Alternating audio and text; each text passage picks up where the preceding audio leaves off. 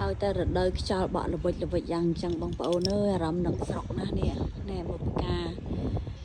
កាដែលវារីកនៅក្រោមផ្ទះនាងខ្ញុំនេះអូយដល់កហ្មងនេះស្អាតទៀតពណ៌សទៀតនេះអូយស្លឹកឈើបក់អញ្ចឹងមានអារម្មណ៍នឹកស្រុកដល់ហើយមានអារម្មណ៍ថានឹកស្រុកមែនតើណា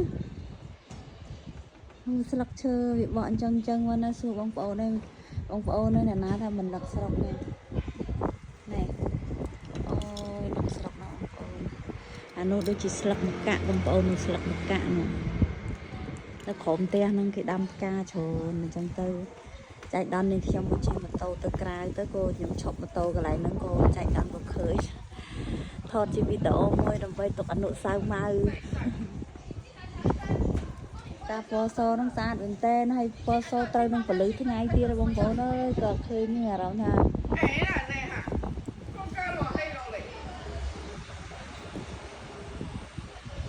มันស្អាតរកអ្វីប្រៀបធៀបមិនបាននេះ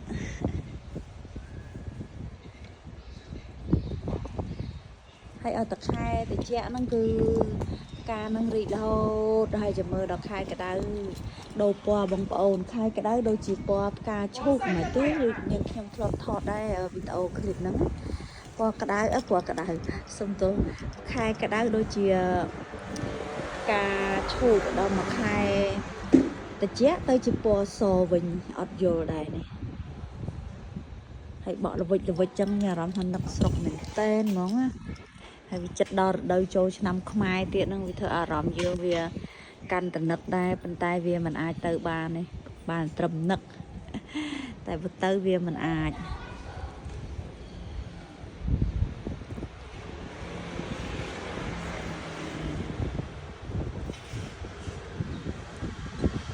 ចោលបក់រវើយ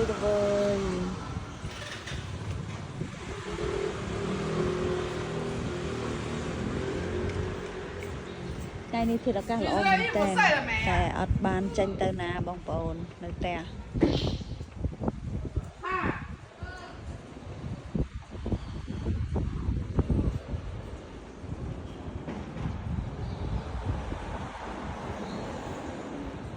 អូខេអរគុណច្រើនជម្រាបលាបងប្អូនជួបបឆ្នាំថ្មីសុខសប្បាយទាំងអស់គ្នាជូនហេងអូយស្អាតមែនតើអត់ចង់បិទកាមេរ៉ាសោះដោយសារវាស្អាតបងប្អូនស្អាតខ្លាំងមែនតើនេះពណ៌សដេកឆ្លឹកចឹងមើលថាឥឡូវវាថ្ងៃវារះចែងចាំងទៅវាសពូនខ្លះពេលព្រឹកបងប្អូនដូចដងស្គីធំហ្មងដល់វារៀងថ្ងៃទៅវាសពូនត្រូវថ្ងៃហ៎ឥឡូវបាយមែនតើបងប្អូនជម្រាបលាអូខេបាយ